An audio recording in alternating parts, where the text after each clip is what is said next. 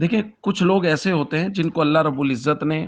ظاہری خوبصورتی کے ساتھ ساتھ باطنی کمالات سے بھی نوازا ہوا ہوتا ہے، اور اگر اس کے ساتھ ساتھ ایمان کی دولت نصیب ہو جائے تو یہ تو نور علی نور ہو جاتا ہے۔ حضرت معاذ ابن جبل رضی اللہ تعالیٰ عنہ انصاری صحابی ہیں، قبیلہ بنو خزرج سے ان کا تعلق ہے۔ یہ بھی انہی خوش قسمت نوجوانوں میں سے تھے جن کو اللہ رب العزت نے ظاہری خوبصورتی، حسن و جمال کے ساتھ ساتھ باطنی فضائل اور باطنی صفات عطا کر رکھی تھی۔ حضرت معاذ بن جبل رضی اللہ تعالیٰ عنہ مدینہ منورہ سے مکہ مکرمہ آ کے ہجرت سے پہلے حضور علیہ الصلوۃ والسلام کے ہاتھ پر بیعت ہوئے، بیعت عقبہ میں آپ شامل تھے۔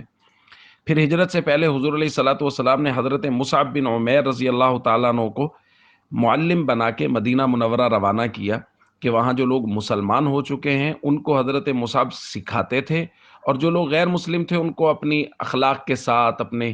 تعلیم کے ساتھ، اپنی دعوت کے ساتھ اسلام کی طرف متوجہ کرتے تھے۔ حضرت معاذ بن جبل رضی اللہ تعالیٰ عنہ حضرت مصعب بن عمیر رضی اللہ تعالیٰ عنہ سے قرآن کریم سیکھتے تھے، سمجھتے تھے، اور نوجوانی کے ہی اندر ہی انہوں نے خوب قرآن کریم کو سیکھا اور یاد کیا۔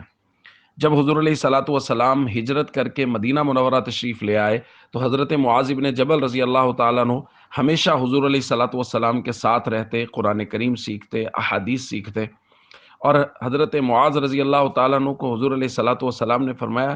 اعلمہم بالحلال والحرام معاذ بن جبل، یعنی میری امت کے حلال اور حرام کو سب سے زیادہ جاننے والا وہ معاذ بن جبل ہے رضی اللہ تعالیٰ عنہ۔ بہت سارے فضائل حضرت معاذ بن جبل رضی اللہ تعالیٰ عنہ کو حاصل ہیں، جیسا کہ ہم نے بات کی کہ کچھ لوگوں کو کمالات حاصل ہوتے ہیں، اور ایک بہت بڑی فضیلت یہ ہے کہ حضرت معاذ بن جبل رضی اللہ تعالیٰ عنہ خود روایت کرتے ہیں کہ اخذ بیدی رسول اللہ صلی اللہ علیہ وسلم، نبی کریم صلی اللہ علیہ وسلم نے میرے ہاتھ پکڑا، فقال، اور حضور نے فرمایا، یعنی یہ پہل کی حضور نے، انی لاحبک یا معاذ، معاذ میں تم سے محبت کرتا ہوں۔ یار دوستو، یہ کیسی خوبصورت بات ہے، اور یہ کتنے خوش قسمت لوگ ہیں جن کو اللہ کے نبی صلی اللہ علیہ وسلم پہل کر کے فرما رہے ہیں معاذ میں تم سے محبت کرتا ہوں۔ حضرت معاذ فرماتے ہیں فقلت، میں نے کہا، انا احبک یا رسول اللہ، یا رسول اللہ میں بھی آپ سے محبت کرتا ہوں۔ قال، پھر حضور علیہ الصلوۃ والسلام نے فرمایا فلا تدع ان تقول فی دبر کل صلاۃ، پھر ہر نماز کے بعد یہ کلمات کہنا نہ بھولنا، کیا؟ ربی اعنی علی ذکرک و شکرک و حسن عبادتک۔ امام احمد نے، امام ابو داود نے، ان تمام حضرات نے اس کو روایت کیا۔ تو کس قدر خوش قسمت ہیں کہ حضور علیہ الصلوۃ والسلام فرما رہے ہیں معاذ میں تم سے محبت کرتا ہوں، اور وہ لوگ جن کے بارے میں حضور علیہ الصلوۃ والسلام نے فرمایا کہ ان سے قرآن سیکھو، چونکہ حضرت معاذ حضرت مصعب بن عمیر سے شروع سے قرآن سیکھ رہے تھے، جب حضور مدینہ منورہ تشریف لے آئے تو حضور سے بھی مسلسل قرآن کریم سیکھ رہے تھے، تو پھر وہ لوگ جن کے بارے میں اللہ کے نبی نے فرمایا ان سے قرآن سیکھو، استقرؤ القرآن من اربعۃ، حضور نے فرمایا 4 لوگوں سے قرآن سیکھو، من عبداللہ ابن مسعود، عبداللہ ابن مسعود سے سیکھو، وسالم مولا ابی حذیفہ، سالم مولا ابو حذیفہ سے سیکھو، وہ ابی ابن کعب، ابی ابن کعب سے سیکھو، وہ معاذ ابن جبل، اور معاذ ابن جبل سے سیکھو۔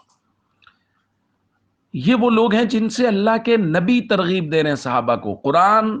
معاذ ابن جبل سے سیکھو، چونکہ معاذ ابن جبل سے نے محنتوں کے ساتھ بھرپور جوانی میں قرآن کریم کو سیکھا، اور امت کا ایک بہت بڑا مسئلہ حضرت معاذ ابن جبل رضی اللہ تعالیٰ عنہ نے حل کیا، کیونکہ جیسا کہ درخواست کی جا چکی ہے کہ حضرت معاذ ابن جبل نے دین کو بہت اچھے طریقے سے سیکھ اور سمجھ لیا تھا، تو یمن سے جب پیغام آیا حضور علیہ الصلوۃ والسلام کے پاس کہ وہاں ایک معلم کی ضرورت ہے، ایک بڑے معلم کی جن کے تحت نیچے معلم ہو، اور وہ قاضی بھی ہو، معلم بھی ہو، اور وہاں کے دینی معاملات کو پوری طرح سے سنبھال لے، فتوے کا کام بھی کرے، تو حضور علیہ الصلوۃ والسلام نے جو انتخاب فرمایا وہ حضرت معاذ بن جبل رضی اللہ تعالیٰ عنہ کا انتخاب فرمایا۔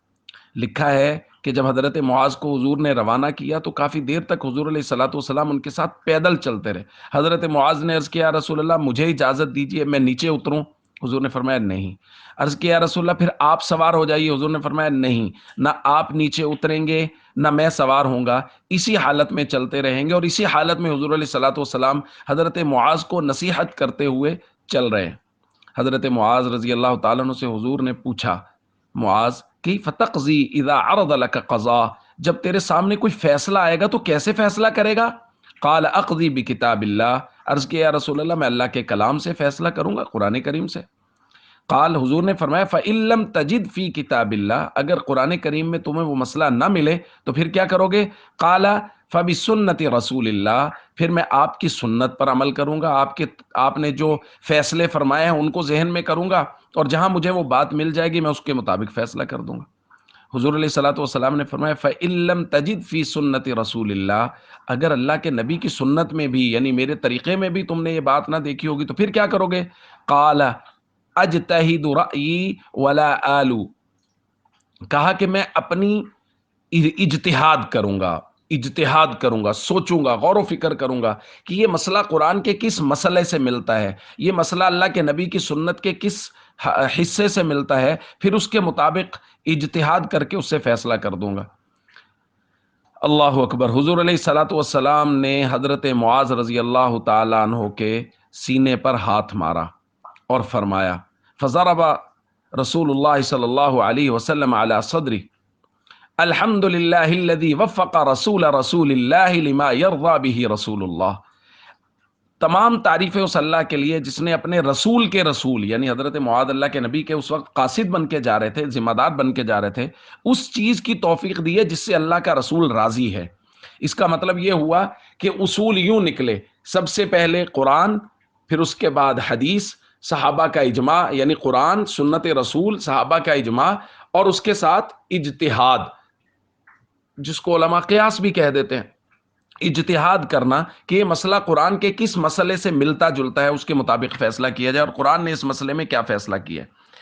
تو اللہ کے نبی صلی اللہ علیہ وسلم نے اس پر خوشی کا اظہار فرمایا کہ ہاں معاذ، تم نے بہت خوبصورت بات کی۔ حضرت معاذ رضی اللہ تعالیٰ عنہ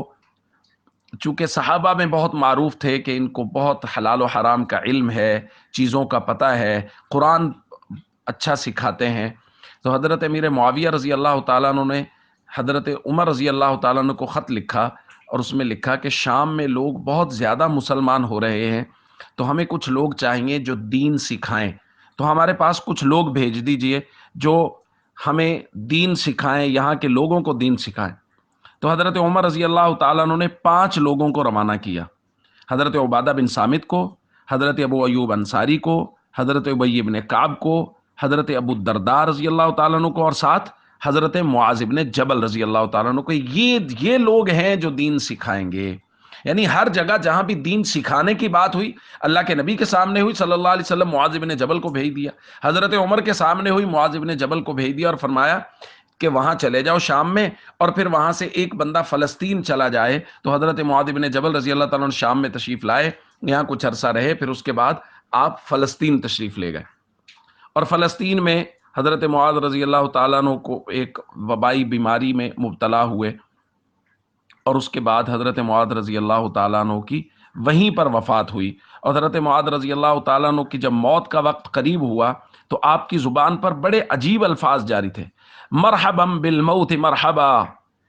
اب یہ دیکھیے کہ اللہ کے نبی کی تربیت، زندگی کو خوبصورت گزارا ہے تو یہ باتیں آگے نا، مرحبا بالموت مرحبا، میں دل کے شوق کے ساتھ موت کو مرحبا کہتا ہوں، خوش آمدید کہتا ہوں۔